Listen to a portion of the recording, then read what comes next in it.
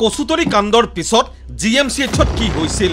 জিএমচিএইচত doctor নে তাতে অন্য কোনোবা প্ৰশাসন তাতে আছে নে নাই আৰু তাতে কোৱা হয় যে আমাৰ কেইটাক চাবি মিয়া কেইটাক ভালকৈ চাব নালাগে। তাতে ৰোগীৰ লগতো ধৰ্ম কি ৰোগীৰ জনগোষ্ঠী কি সেইটোৰ ওপৰত চিন্তান কৰা হয়। এইটো অসম হৈ আছে, এতিয়াও মেডিকেল কলেজ হৈ আছে।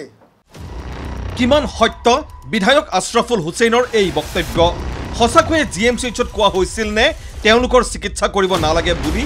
বিশেষ সম্প্ৰদায়ৰ আঘাতপ্ৰাপ্তক চিকিৎসা কৰিব নালাগে বুলি কোনে কৈছিল? শুনক দেওবাৰৰ সংবাদমেলত কি কৈছিল আশৰাফুল হুছেইনে।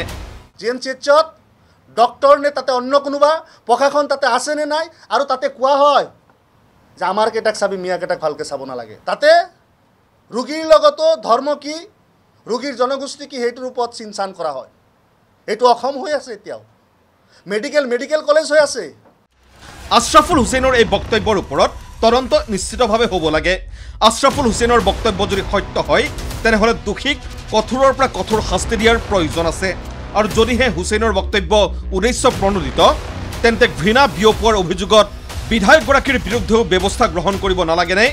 একেখন সংবাদমেলতেই বিধায়ক ৰফিকুল হুছেইনৰ অভিযোগ কচুতলিত টাৰ্গেট কৰা হৈছে ইছলাম ধৰ্মীয় লোকক।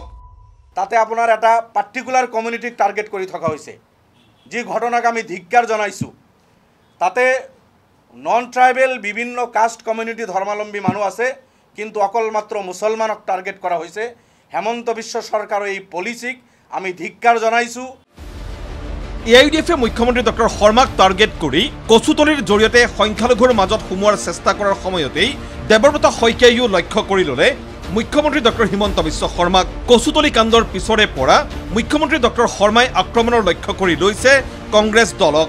ট্ৰাইবেলৰ শত্ৰু হিচাপে প্ৰতিষ্ঠা কৰিব বিচৰা হৈছে কংগ্ৰেছ আৰু দেৱব্ৰত শইকীয়াক। দেওবাৰে তথ্য পাতি লৈ বহিল দেৱব্ৰত শইকীয়া। বিৰোধী দলপতিগৰাকীৰ অভিযোগ, Assam state capital region development authority act আনি ট্ৰাইবেলক নিঃশেষ কৰিব বিচাৰিছে চৰকাৰে।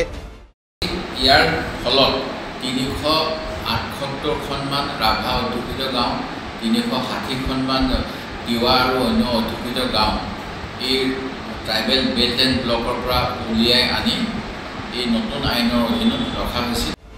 দক্ষিণ কামৰূপৰ ট্ৰাইবেল বেল্টৰ ভূমি সন্দৰ্ভতো বিজেপি চৰকাৰে বিতৰ্কিত সিদ্ধান্ত লোৱাৰ অভিযোগ দেৱব্ৰত শইকীয়াৰ। 19 চনৰ লেণ্ড পলিচি আছিল। লেণ্ড পলিচিৰ 17.5 নম্বৰ দফাত আছিলে যে ট্ৰাইবেল চাউথ কামৰূপৰ প্ৰটেক্টেড বেল্টৰ মাটি কিনা বেচা কৰিব লগা হ'লে আগতীয়াকৈ চৰকাৰৰ পৰা অনুমতি ল'ব লাগে। কিন্তু কেবিনেট সিদ্ধান্ত কৰি এই আগতীয়া চৰকাৰী পাৰ্মিশ্যনৰ ব্যৱস্থাটো নাইকিয়া কৰি দিয়াৰ এটা ব্যৱস্থা কৰা হৈছিল। অভিযোগ প্ৰতি অভিযোগ থাকিব, কিন্তু ভূমিহীন গৃহহীন এদল লোকক লৈ যে নিকৃষ্ট ৰাজনীতি ৰাজ্যত আৰম্ভ হৈছে সেয়া কিন্তু স্পষ্ট। Bureau' report ND24।